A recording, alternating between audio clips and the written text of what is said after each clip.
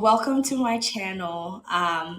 Today we're speaking with Geoffrey Makoma, right? Yeah, Um, so I want to just understand, like, what's your origin like? Like, where are you from, and what are you about? If you can just do a brief introduction of who you are.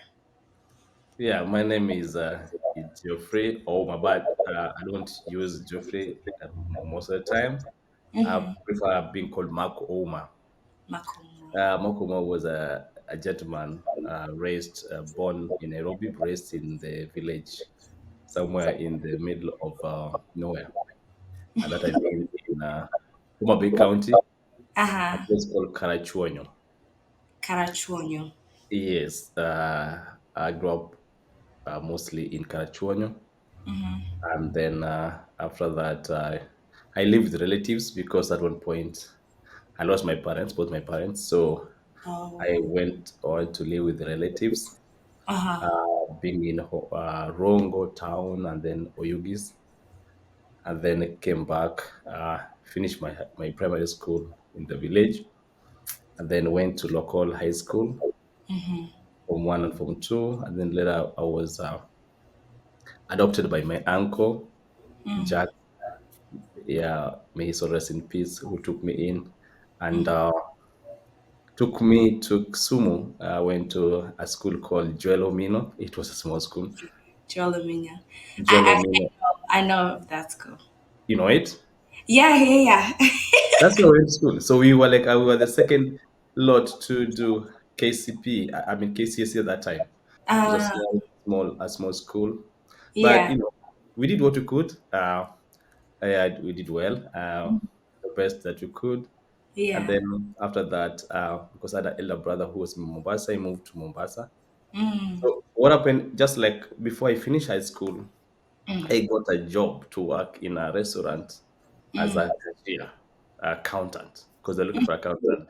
So just before I did my KCSE, I was able to get a job, but I didn't. I went to be in Mombasa, so I quit the job, went to live with my brother in Mombasa.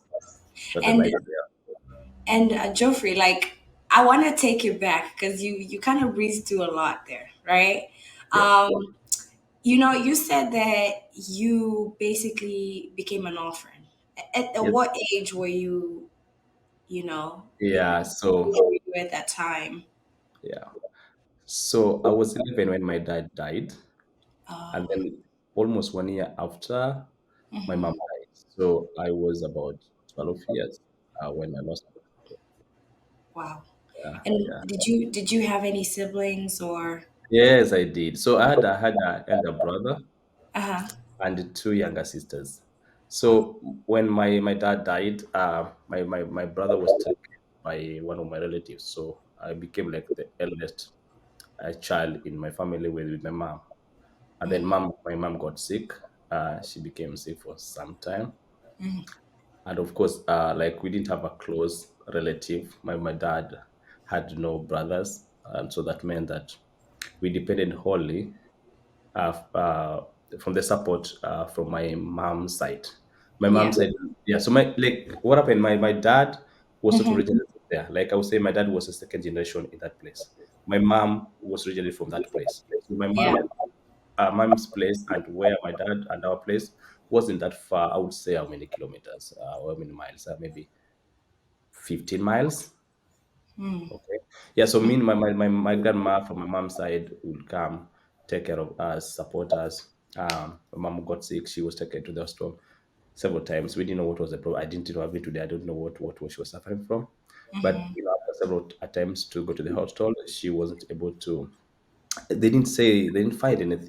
So they Mm. asked them to bring her back home. So I became like now the nursing person to my Yeah. mom, Yeah.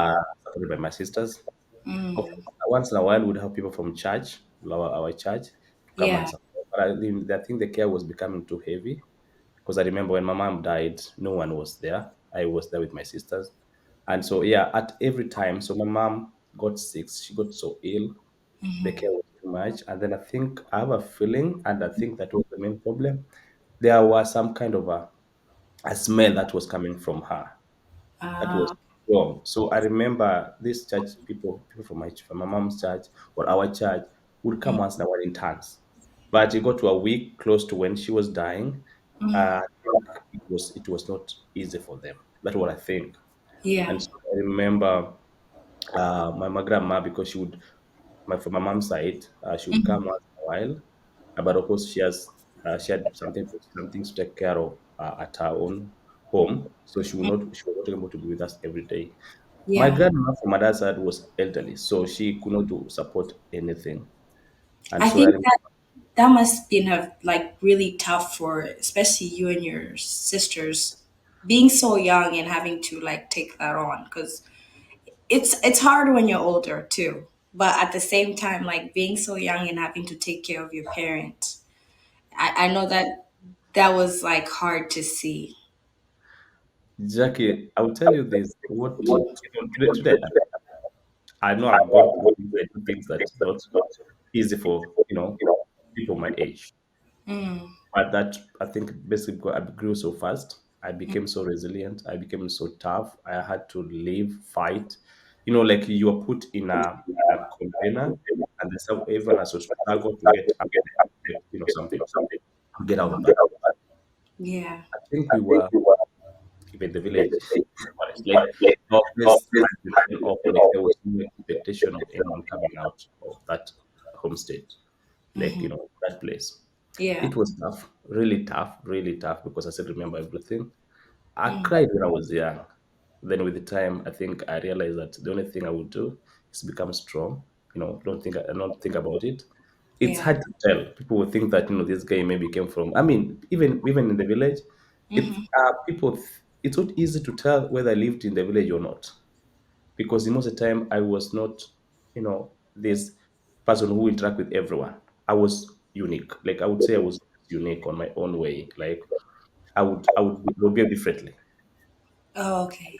I would focus more of things which are serious. I became so mature so fast because I remember my mom used to do a business small. She owned a small grocery store back in the village, and so I Oh, remember her sending me. At that time, that was 4,500. I don't know what that value would be today, but I'm looking at like a figure of over 100,000, 200,000.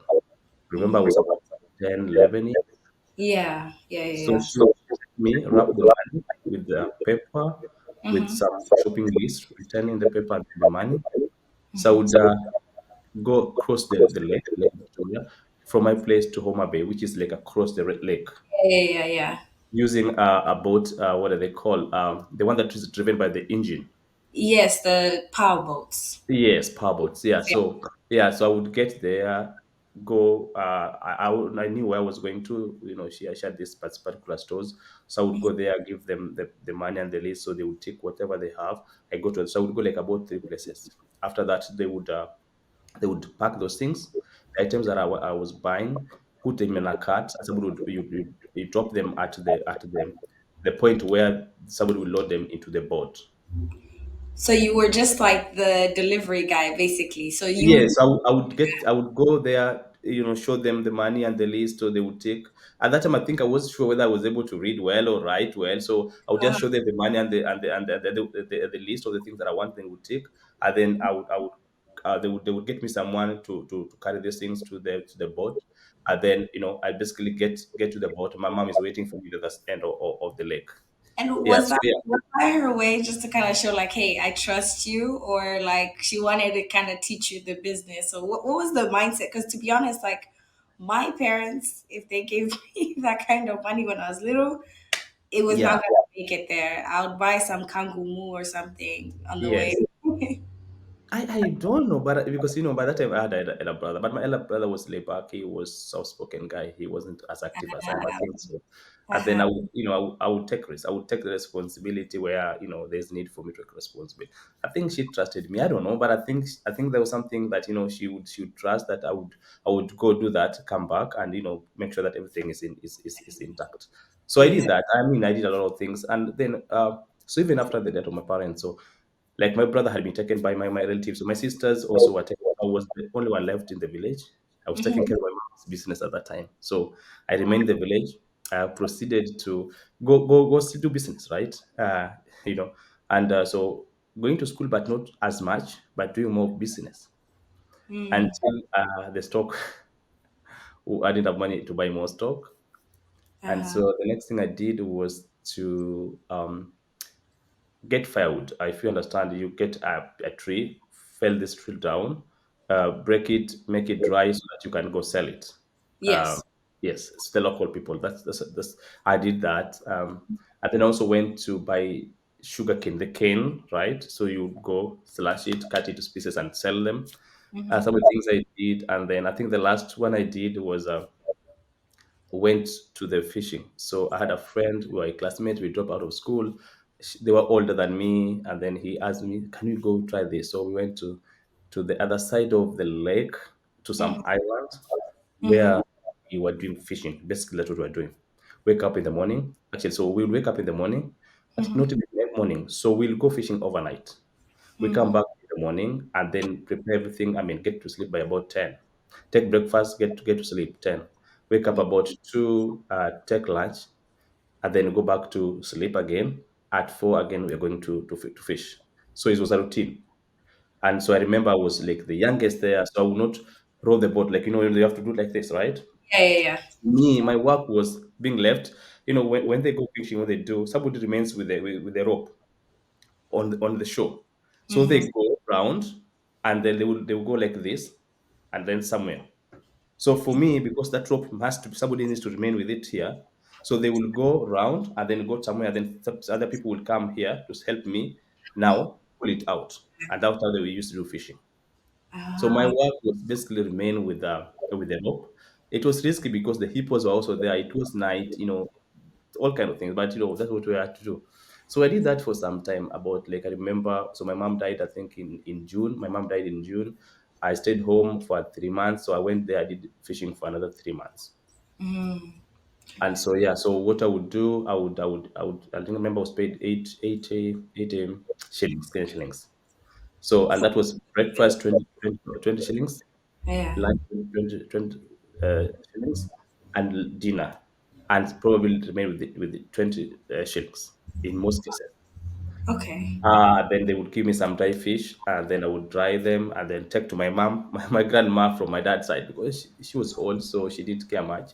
So I would take care of her by bringing the fish, and after I would do that, I think every week I would go back to her every week so that I can support, give fish, and support buying one, two, three things.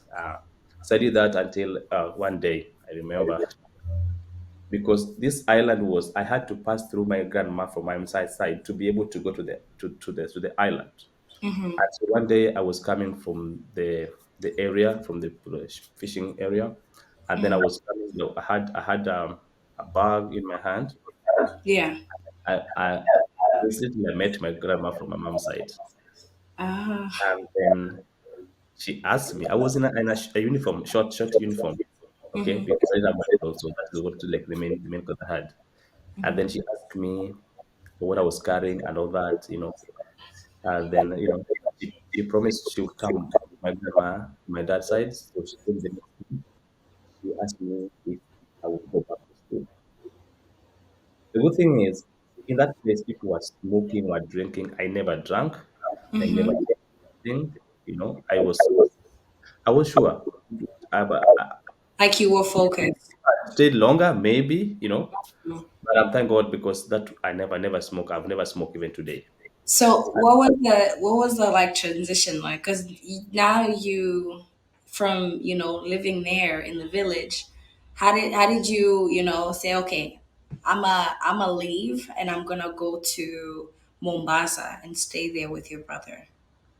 Yeah, so all these things were happening when I was still in class 6. So my mom died when I was class 6. So Mm-hmm. when my grandma found me, I was supposed to be sitting for exam to move to class 7. So I never did that exam. I never went to school that term. Yeah. And so what she did was to talk to my uncle, another uncle who took me in, and I went Mm-hmm. to school in class 7 without Mm. doing class 6, finishing class 6. And so I went to Ronga, I remember, then I went to Ugis, and then after that, they brought me back to my grandma. And I did PCP, a class 8, college. And then I went to local high school.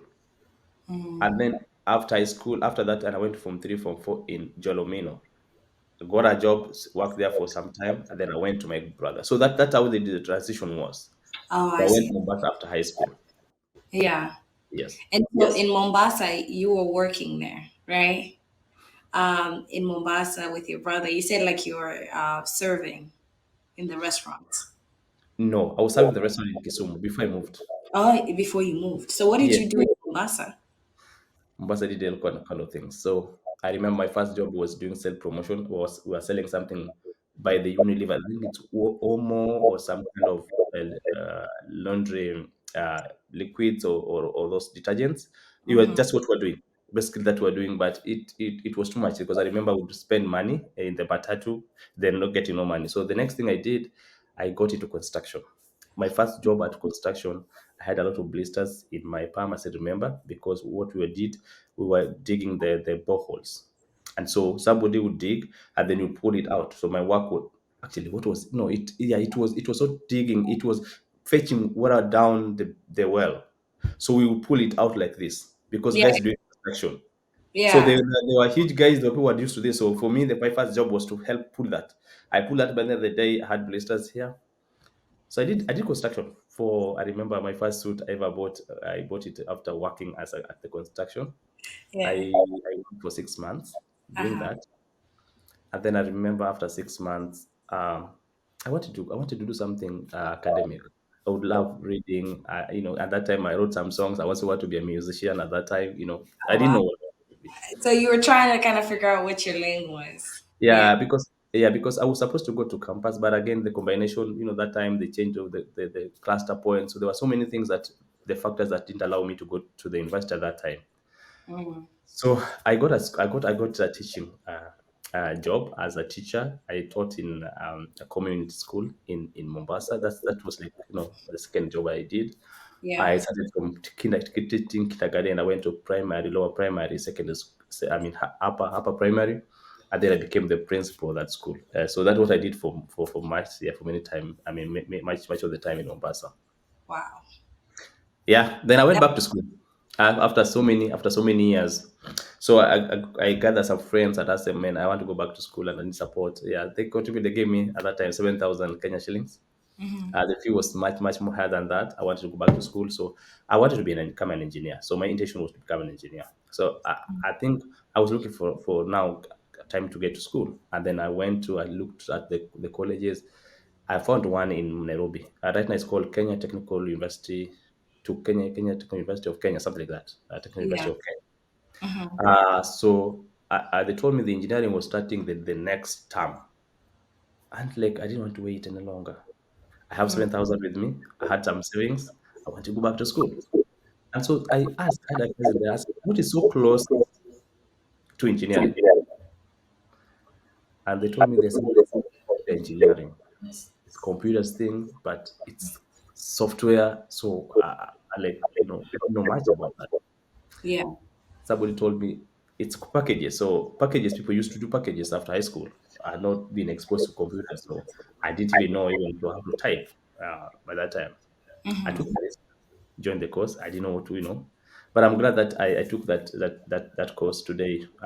I'm passionate about IT. Everything about IT. That's what I do. That's what I do for a living. That's what I sing. That's what I eat. I talk about technology all the time. So so that's what started, your passion with IT, computers in general, like Yes. coding, things like Yes. that, right? Yes. So how did you end up out here in the US? Yeah. So at one point, I remember they were saying they're free ride for people coming from Kenya to US. Mm. So I just got into the plane and then came here. No, just kidding. So what happened? So in Kenya, I did a lot of things. So I went back to Mombasa. I was a student. I was a very aggressive student leader. I became a student leader, not just in my university, but entire coast, Mombasa. We used to call it Mikusa. Mm. From Tana River to Mombasa to Kilifi. to Kwale to Voi. So those who remember me, I was a very strong student leader at that time. And what do you, why do you think that was? Is it just because you like talked to everyone? Because to be honest, and you said So, you're so the not things that that type of person. yeah, I think the things I acquired in life. I don't think I was born in this way. Like I was born to become a leader politician or to be so much aggressive in terms of leadership. I wasn't. But I think the things that I went through might have contributed much about like me going through this because I had to survive. Let me tell you something. So when I go to Bali, Uh-huh. I had 7,000, contributed friends. I did fundraise, right? I had my savings. The fee was about 18,000. I had to survive. I made a strategy. What did I do? I became a student leader immediately. So the first day in the line, people doing admission, I was already getting to know some few guys who were going to be in my class because I wanted to become a class representative. I knew that would come with a lot of some benefit. So yes, I became a class representative. The next day they were looking for Mr. Polly. I just called him Mr. Polly, the modelers, those who are doing modeling. I Yeah. participated because I wanted to higher position. So yes, I did. It wasn't not intention to become Mr. Mr. Polly, but intention was to get known. So I ran again to become I think a secretary general or something. Of course, I didn't get it, but that influenced me, gave me a lot of influence. And to be honest with you, I never paid any extra school fee. I had a lot of yeah, because I was able to get bursary. I was able to we survive. I was needing pay, and Yeah. so the hostels out. Of course, a lot of things happened in between there. At one point I was given I, I totally understand it. Like I had the same kind of experience yes, because being in that, but this is more like primary school, yes, I didn't have a good education for a long time. So when I did, I made sure I was part of the leaders. I was part yes, of everything. I was yes, friends with the principal. yes, So for a while, I did not pay any school fees. He just let me ride along until later on when I came to yeah, the US. That's when I paid him for yeah. school. See, you see, So I do, aggressive. I do understand. I do understand where Yes. you're coming from. People Yeah. didn't know why I was so much aggressive, but of course that I had to do. Even when I was in Mombasa, bringing students, but of course I also wanted to bring change. So yeah, so after that I graduated, went to do my masters, finished, and then I got a job. I worked, I became, I enrolled for a PhD in 2015, got a job as a lecturer, and then I was, I had my Sevenett in Kenya. So this is the first one. I had Sevenett in Kenya registered. So I had an office, and I was able to make some money. And I Oh, wanted wait, to go so to Mombasa. you registered Sevenett, your company, before Yes, coming here. yes. So that was there since 2014. Wow. Yeah, Okay. yeah. So I was lecturing. I was doing all my stuff. I was doing my consultants. So yeah, and then I thought of like so that I was based in Nairobi. I thought like, how about going to Mombasa and running as a member of parliament. So yeah, so I went back to Mombasa, Wow. Okay. ran as I, a member of parliament. I'm getting a vibe that you're a very gutsy person. Yeah. Very gutsy. So Ren, as a member of parliament, I'm in the youngest in the race, and there were so many things. I was asked to be given money to drop out of the race, even close to 2 weeks to the election. I ran as a Wiper candidate. They did whatever they could do because they thought I was. I think they thought I was a threat. They didn't want somebody as smart. I think uh, that's what I think because I know it's a lot of things that were done to me. But again, I stood my ground. I said one thing I want to do. I was in this race to end it. I will be going to the last point, even if it means it's only my vote. I was ready to do that, and I was satisfied. I didn't get election. I didn't get elected. I lost election. I would say yes, I lost election, but I was happy. I was happy that I was this journey through the end. So my name was the ballot box. Election was done. I would walk from polling station to polling station. I was convinced things might be well. Initially, it was so strong for me, but again, with time, because of the resources, and so of course, so many other things. So I Yeah. lost election. The winner was announced. I remember at evening, and I said, "Yes, I'm happy. I did it to the last."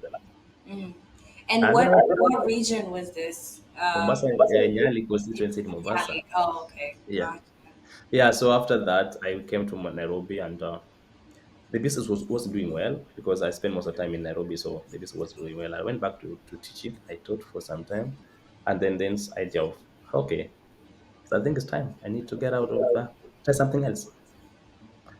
I'm not in politics. I'm going to run. I don't want politics anymore. But I wanted to do something that, maybe I would go, like say, even Joseph in the Bible had to go to Egypt, and that's where people saw he had something that he could bring to the table, right? So Yeah. I wanted to try something different, not really mainstream or politics, but creating something outside normal or conventional environment. And so this thought of coming to US was there. So I came to US, and then so when I came to US, um, there are so many things. Started somewhere. The first job I ever did was caregiving. I would say caregiving, Mm-hmm. which I did for some time. It Uh, was terrible. I didn't like it. I have no problem with that. For those who like it, it's fine. it's I like what they're doing. not, it's not for everyone. Yes, Yeah. And yes. also So yeah, you're passionate with like tech. It's a an overlap for yeah, sure. yeah. And so I remember me going to a class, and so they were teaching people how to do. It's called CNA, right? It's CNA class. And this Filipino guy was the one who owned the place. And then I remember my second day talking to him, asking him, I'm IT guy, and see you doing this. Can I partner with you so that I can teach IT? And so we agreed. We came up with a website, and he was supposed to launch it. The guy got sick, unfortunately died, so we're not able to start off this project. And then that meant I would go back to drawing board. So what I did is registered a company here under the same name to teach basic IT. That was like the initial intention, because I realized that in my class, that class of CNA class, there were people who were in that class, but they had never like they came from Kenya, for example, or African countries, but they were not exposed to IT. And everything there meant that even you do exam using computers and all that. So like, how about teaching them how to navigate that simple computer or IT systems? That was the initial point. And then with the time things changed. I realized that I think there was need for a data analytics training more than just basic IT skill. And then that's how we started coming up with the teaching or training in data analytics. And so for especially for a lot of people who are not in tech, right? What is data analytics Yeah, I specifically? will. Yes, yes. So this is a training that allows you, for someone who has a different profession, it gives an easier path to start your career in technology. So it's not like a mainstream, but one of the reasons why people want to do this training is either to complement what they're doing. Example, if you're in marketing, you complement this training that can allow you to become marketing analyst. That gives you more power over normal, conventional, traditional marketer, Yeah. because everything right now is done through technology. So when you become a marketing analyst, then you have a competitive edge over normal marketer. Marketer. Yeah. So if you are in finance, financial analyst, human resource analyst, so like I would say, virtually every profession can use this course to complement what they're doing. Now, you and I understand everyone else does that IT is part of us, whether you like it or not. It affects how you do things, how you eat, how you work, how you sleep, how you communicate. IT affect you. Whether you are in IT or not, it's going to affect you. The best you can do is to embrace it. And how you can embrace it through getting into this training. Now, so that's one. Two is people who are set a whole new career. So you have been doing a career A, and they say, I think I'm tired. I want to try something new. I want to get in tech. So you can start it from this training. Or someone who has never been in any career, like young people who just finish high school. They want to start a new career. They don't know where to go to, like I did when I was starting off my training. They want to do this. There are people who are students. So this training is made, I would say, everyone, young, old, those who are in profession, those who want to complement what they're doing. That's what data analytics is all about. So data analytics is, I wonder whether to define data and analytics, but I think data is more facts. Okay, they are never guesswork. The Yeah. things like, for example, we are two here. It's a fact we are two. Nothing can, I mean, nothing. Nobody can debate about that. Yeah. Okay. So analysis is more something like, doing defining the problem with the goals. Okay, Okay. preparing it, okay, connect to the data source, preparing this data that you have, data sets. Analyzing, it means that you're looking some tools to be able to extract what you're looking for and develop in to get insights. Insights are the meaning that you can get, and of course communicating this insight to the relevant authority for decision making. It's more technical term, but I think in short, I would say is using specific tool to analyze. For example, I will tell you our product A, B, C. Okay, a Mm-hmm. company X is making money, profit, but they're working with three products. The question is, do all these products help this company X to make profit? So Mm-hmm. it's you as analysts to find out if Which all one? the three, or it's only one, okay, and what can be done. So you realize that as much as the company is making profit, but it's only product A making profit, B is not making any profit, but C is making loss. So Mm, after analyzing, then you can make a decision whether to increase the resources for C so that you can also be making profit, mm-hmm. or just drop it, focus on the first two. Mm-hmm. Okay, so that's Yeah, what I'm talking I think about. I lose money. Every Yeah. company right now needs to analyze. Data is a big thing for every company, and it worth billions and billions of shillings. Okay, so having the data and analyzing to understand that makes it easier for you, and that realize that some companies which were well known no longer exist. Okay, we used to have phone. I remember my first phone was Nokia. Nobody No, talks about Nokia. So nobody. if that's what we're going to do, you're going to make sure that your company or the company that you're working for can prosper and make it to the next level. You have to analyze data, make use of them, and make decisions which are based on facts. Yeah, so that makes me think about things like Tesla, right? When you ask Elon Musk about the cars, he's like, I'm not selling cars. He's selling data. He's selling the information in the car, and what the capabilities of it. Like you said, also it's like tracking. Any business will track data all the time. So what you're saying, like, totally resonates. Yeah, talking about Elon Musk, everyone today, I'll tell you, like the top richest people in the world, they're from IT. That one, no doubt about that.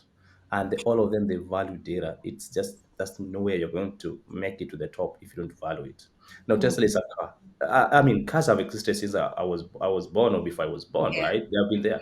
yeah. What makes Tesla the unique one? Because they were able to listen to the fact that they needed to make use of data, right? Be able Hmm. to analyze, and so the Tesla can give you additional value over the other one. It can gives you sense and although send you real time information, right? It Hmm. can it has more advantage over the other. So they did research, and they realized what can make this vehicle more appealing to the others, what makes it unique, and so they were able to listen to that, able to make use of that, and not just Tesla. Today, I will tell you WhatsApp, which is an application that everyone uses, right? Yeah, yeah, yeah. It was made by some guys. They never intended to make money out of it. They've never made money. They've never like made any profit. They sold it to Facebook, right? But at a lot of money, over 19 billion, without making any profit. Why? Because they were selling data. That's what sells. Giving data is more important than even making profit today in the world. Facebook that's what makes Facebook richest, one of the richest companies in the world. It's because of data. Yeah. And I'm telling you, there are so many things I can count that companies that don't even make money, but their value are so higher than even the companies that make money, simply because of data. Wow. That is insane. I never actually pieced that together, but it's great that you did. I think so for people like looking to get into like the tech world, right? Yeah. Because you said Sevenett is also in Kenya. It's also here in America. So what has been the growth since you started the business here? Yeah. So there was COVID at one point, so then nothing much happened. Almost like first 2 years, and Mm. so we started our class in Kenya. I mean, here in America. Hmm. It was good actually. So we are going to graduate. We've been waiting for. some some things to open, which again we're opening right now. We're talking about having a program, which I'll maybe explain later, called career service program. And so we started our class here Mm-hmm. with over about 15 students at the initial point. We had our first cohort, second cohort, then third cohort we did in Kenya. It's a class independently run.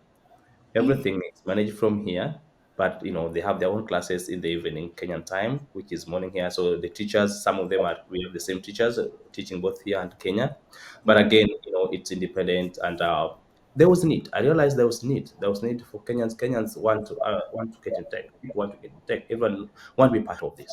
So the progress is good. We had second intake last week, and the number has doubled in Kenya. From what the number of students has doubled. Here we talk about we are in the fourth cohort, and of course, I would say the number is good. People appreciate it. People want to get in tech. So that we are happy that you're also helping people realize that let me say this in Swahili, like they say, weka pepa zako chini ya mattress, because haitasaidika hapa, hautasaidika hapa, hakuna kitu inaweza tumika hapa. We are trying to demystify that theory. And I remember even me, I was told and I said, I want to mention me one person who ever tried and failed. No one was able to do that. I said, fine, no problem. So I'll be the first one to ever try. And if I fail, I'll learn something from it. That somebody coming behind me can be able to use to take it to the next level. Okay. I'm happy that you're not failing, but we are seeing many people who believe that because you can be a Kenyan born in Nairobi, live in Karachuonyo, went to school in Jalomino and Gogo High School, went to school in Kenya Poly, went to school in Mount Kenya where I did my degree and my master's. But still can be able to compete in this world. And So what do you say to people who like, because sometimes people have that limiting belief. It's like, okay, they don't want to take the risk. I know a lot of people come into this country, and the fear is immense because again, the culture shock, everything is new. I have to learn how to use the bus. I need to learn how to navigate this new life. So, what do you say to people like that? never fear. I didn't learn this from someone, but I think other things I'd faced a lot of things, big hurdles, right? So that really made me maybe extra, courageous. I take a lot of risk, and I'm telling everyone that do not stop, don't limit yourself. It is very possible to make it to this country despite your challenges, despite the background, because that's what we're doing. There's nothing unique about anyone who works for these companies. The Indians, they work for these companies. Kenyans, they come here, they're professional, they're making life for themselves what they want. But here, because somebody told you, they put some fear in you that you never understand. But I'm telling you, and that's why I'm telling my student every day. I want us in the next come. If I don't achieve it, then let's get it to the level that somebody coming after me can be able to achieve it. Can be We are able to. trying to make movement. I tell people that never fear. Your certificate in Kenya works well right here, as long as it's from a recognized university. Your experience is very much welcome, and it's worth here. Do not fear.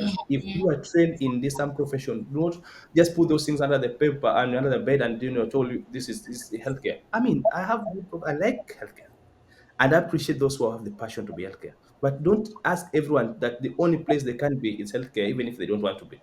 Please, let's also diversify in other things. I believe tech is the way to go. It's the future, and whether you like it or not, tech is coming after you. The best you can do, whatever you're doing, healthcare. And I just we just did some webinar last week about work role of technology and analytics in healthcare.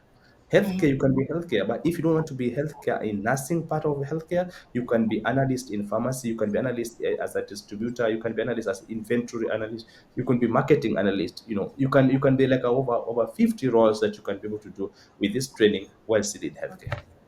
And so, this is the other thing, right? Because there's money in tech, right? Yes. Um, I want to shed some light into like, okay, what's the earning potential for people who want to get into tech, right? Because I Yeah. know everyone usually goes for healthcare because they're like, oh, I'm always gonna have a job, I'm always gonna have that security. So when it comes to tech, how does that correlate? As far as like earning? Yeah. I mean, let me give you this. The Okay. richest man today is Elon Musk. Mm. Tesla, tech. Mm-hmm. Yeah. Okay. Second is a French guy. He's a businessman. Mm. Third one, I will tell you. Among the 10 people, Bill Gates, tech. Zuckerberg, tech. Ellison, Larry Ellison of the network, Mm-hmm. Oracle, tech. Larry Page of Google, tech. The former CEO of Microsoft, they're among the richest people in here. If you go to even Asia, Mm. the Dance Byte, the owner of Dance Byte, that's the TikTok, Mm. WeChat, all live in tech. It's all Now, tech.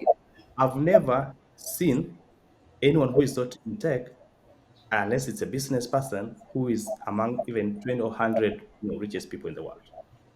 So that means that in tech, there's potential for you not getting what you're earning, but growing to be the one of the richest people if that's what you want. Mm. Now, even starting point as analyst, data analyst, which is the lowest I would say, because after that you go to data engineer and scientist. You can start. I mean, I would say about seven. Let me say in terms of month, 7,000 USD every month. Mm. But you can grow in terms of depending on how fast you want to grow. Like you're trying to learn every day, you keep on learning. Otherwise, you still stuck. You'll be stuck at the 7,000. But there's potential of getting even 4 times, 6 times of what you're earning in the next 2 years if you keep on learning. You get more skills. You become aggressive. You do a job well. Mm-hmm. Yeah. Yeah, that's amazing.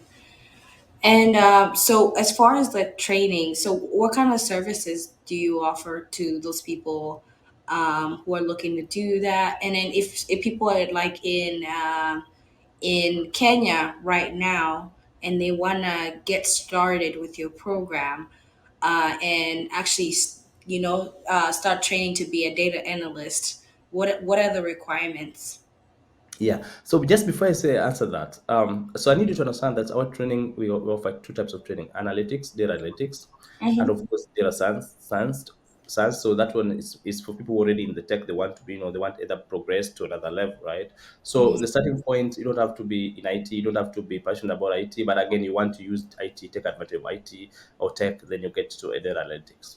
Now, this allows you to have a less burnout job, are more flexible. You're not limited to just one state, one area, one region. You can work for any company in the world. Yeah. Okay. So it gives you less, and again, there's potential of growth. I'll tell you today. People talk about AI, which is artificial intelligence, and Yeah. they're asking whether artificial intelligence is going to place them.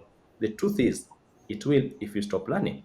So the question is, are you going to be part? Like I would say, if you're talking about 10 people and five have to go, the question: are you going to be a part, five among the five people who are going, or among the five people who are going to remain? Right Mm. now, so the AI is coming, but it lose in the next 2 years. We're going to lose about 85,000 jobs because of AI, but 90,000 will be created. Number one among this one, according to World Economic Forum, is analytics, data science, machine learning, AI.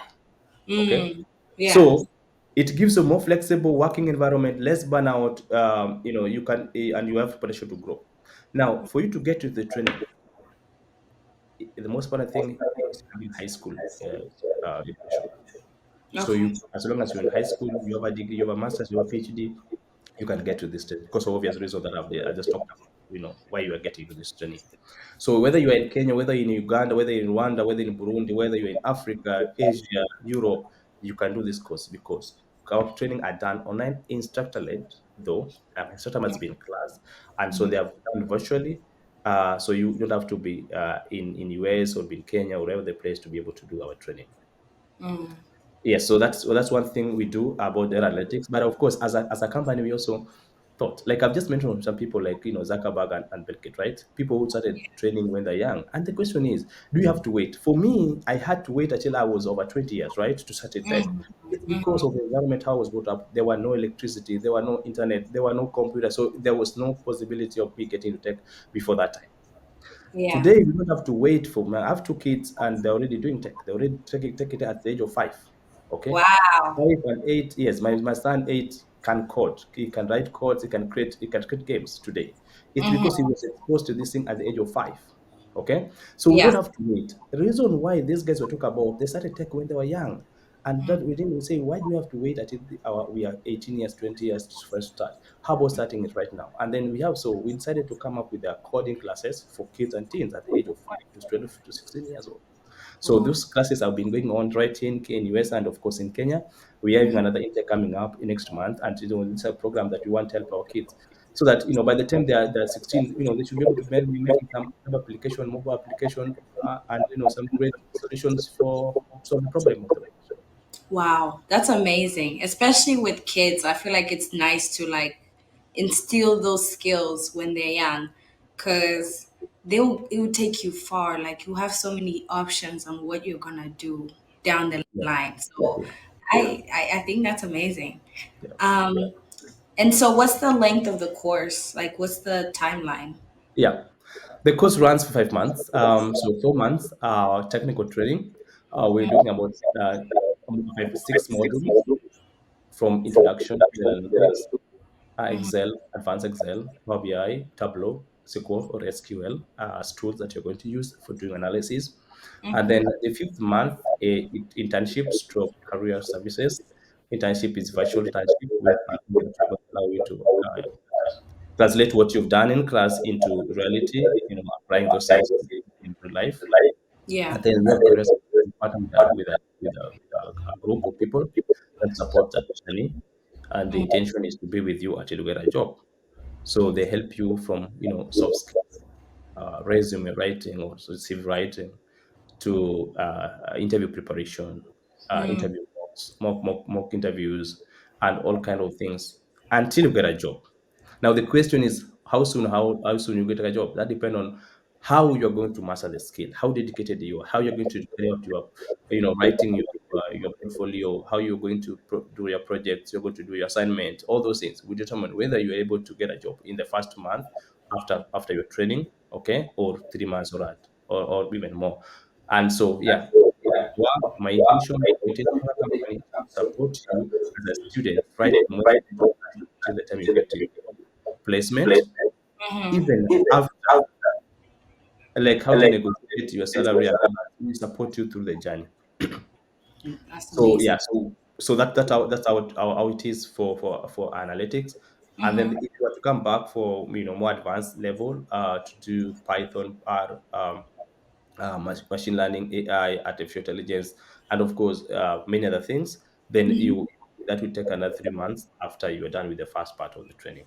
Oh, okay, gotcha. Yeah, yeah, And so, for people who wanna, again, and I wanna appreciate you for taking the time out, coming here, and just giving us all this information. I know it's gonna help a lot of people.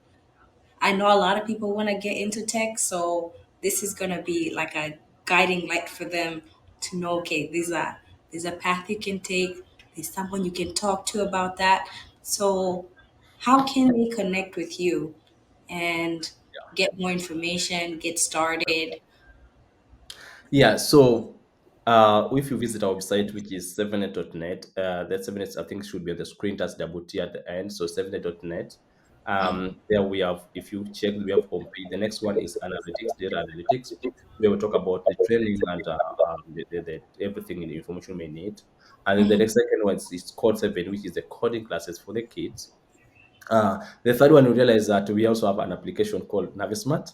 So as much as we are connected through WhatsApp, we realize that there are so many things that we need to get. So for example, this app has over like 6,000 institutions. You're going to come and learn here. And I think we make it another time to talk about this app. This is a very serious app. We are That's watching next month. I think when you invite me, I can be able to explain more about this app. okay. Now, if for your our email, just info at 7net, or you can use our phone number if you're here, or in Kenya, just WhatsApp. They will get the information. +1 425 766 4431. I repeat, +1 425 766 4431. You can always WhatsApp us, Oh, write at the email, info at 7net, visit our website, We'll be more than happy to have you, support you, work with you, mentor you until you realize you achieve your dream. We have students who just finish high school, and I'm telling you this. Let me make this very clear again. Uh-huh. If you just finish high school and you're wondering what to do, and I'm telling you, the only way you can do is to get is this training. And when you get to the campus at the right time, when you want to get to the university, one, your mind will have expanded, reasoning skill, problem solving skill, analytical skill. How you view things will be different. There's no Yeah. way you realize that. I mean, you compare a student who went to this training and the one who didn't go to this training. They're in the same class at the campus. The reasoning will be different. Now we try to help these guys so that by the time they're in the first year, second year, they don't have to wait. And this is the traditional way. Our kids, they go through high school, finish, go to through the campus universities, finish, and then they come back with a certificate. Tell you, mom, I'm looking for a job. They end up looking for a job for 3 years. And they can't find it. Yeah, Yeah. I'm a number That's of them. I know a lot. I know Yes, someone who literally burned their yes, diploma yes. because they didn't do anything with it. Yeah, so we are supporting these students so that by the time they're in second year, first year, they should be able to start doing something online, making use of their skill, developing their skill, so that they don't have to wait until they are done with the high school, start looking for, I mean, campus to start looking for a job. They can start earning right from high school. You Yeah. can work while in Kenya for an American company with a skill, for US, UK company. You can work for any company when you are. Most important thing is, make sure that you master the skill, and we'll support you. We'll help you make sure we get you the connections. We have a good friend of ours working for Bill. He said he has mentored a lot of people from Kenya, and they can be able to support you get through Mastercard, through Best, through Boeing. We try to support our people so that you finish high school and you are still in the campus. You can be able to get something to start you off. Mm, wow. Thank you so much, Geoffrey. And again, we're definitely going to have you back here. You've dropped a lot of wisdom, a lot of great nuggets, and I'm just looking forward to see how many people we can help with this. Yeah, more than it's a pleasure. It was pleasure meeting you, and I'm happy to have shared my story. I hope Yeah. somebody will be inspired. I hope somebody will be motivated to get to this training, and of course, make life a better place. We believe in service to humanity. We'll support you. And again, the most important thing is that don't fear whether you have money or not. Come talk to us. We'll support you. We'll see how much we can help you. Because I remember, to take you Mm, back to high school, I was given opportunity to go to school. I did have school fee. At one point, I remember my head teacher giving me serious stroke of cane, caning me like hell to go back home. Yeah, he did that, but somebody brought me back. I remember one of my cousins, he was a local chief, brought me to school. I talked to the principal. He allowed me to be in school. Of course, the fee was paid. But I remember the most important thing is when I was in Joromino, I had school fee arrears that I paid after working at the Mjengo construction. Okay, mm, so I paid my school fee 6 months after I was done. wow. That certificate is what supports me to at it today. And In there, God paid me. it goes a long way because sometimes not everyone just has the cash lying around, you Yeah, know? yeah, So that's good to know that you'll be able to support, yeah, you know, everyone's needs. yeah, yeah. Wow. All right. Yeah, thank Appreciate. you for having me, Jackie. I hope to see you again when you call me back. All right. Let me stop this real quick. Oh man, that was amazing.